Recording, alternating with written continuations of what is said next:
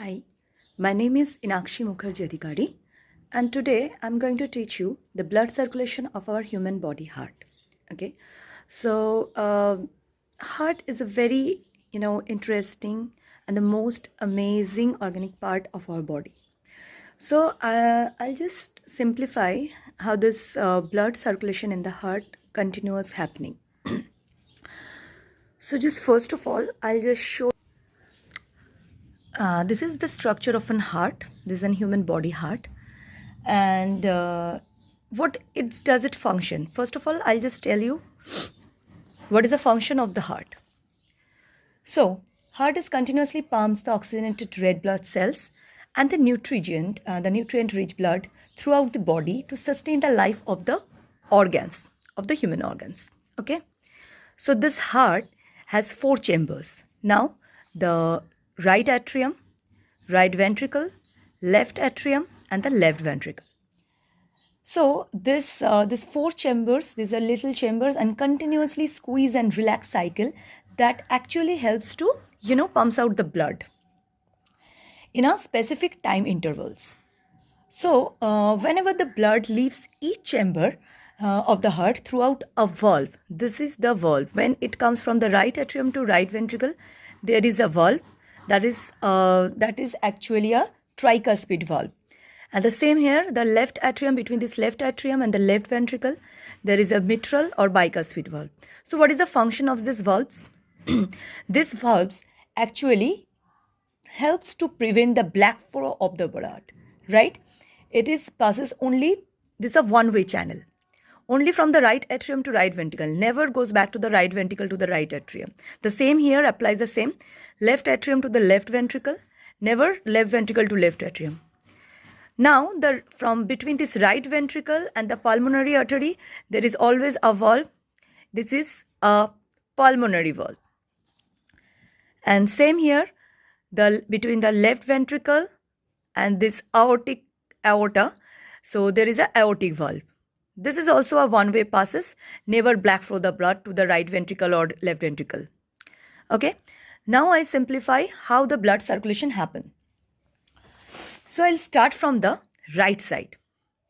You can see the superior vena cava and the inferior vena cava, right? So the blood enters the heart through these 2 large veins. This is superior and the inferior vena cava, emptying the oxygen poor blood from the body to the right atrium. Now the right atrium contracts and the blood flows from the right atrium to the right ventricle. Okay, and this is by this valve, through this open tricuspid valve. So what I already have said, that never, when the right ventricle has full of the oxygen poor blood, this valve then shut, and it prevents the black flow of the blood from the ventricle to this right atrium. Now what happened?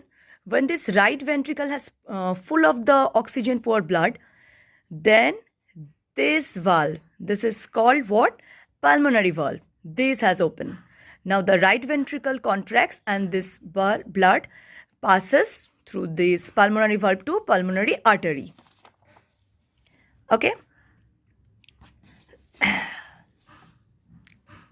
And when it passes from the total blood passes from the right ventricle to the pulmonary artery, then again this valve has been shut, and it again prevent the black flow from the blood from the pulmonary artery to the right ventricle.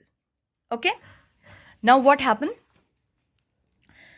Then this blood leaves the heart through this pulmonary artery and goes to the lungs where it is oxygenated. The same thing in the left atrium and the left ventricle has happened, right? Now through this pulmonary vein, empties the oxygen-rich blood from the lungs into the left atrium. Now the left atrium contracts, blood flows from the left atrium to the left ventricle through the open, this bicuspid or mitral valve. When the ventricle full, the valves are shut to prevent the black flow, the same thing. Now the oxygenated rich blood comes to the aorta through this aortic valve. Okay. Now this the oxygen rich blood from the aorta passes through the arteries, eventually into the veins, and complete the blood circulation in the body. Again in the lungs, then again in the body, then again the oxygen poor blood comes in the our heart from the superior vena cava and inferior vena cava, and the circulation goes on. Okay, so I'll just simplify how this blood circulation happen in our human body structure. I think I can teach you in a simple way. If any questions, if you have, then please question. You can ask me any question. I can try to solve in my way. Thank you.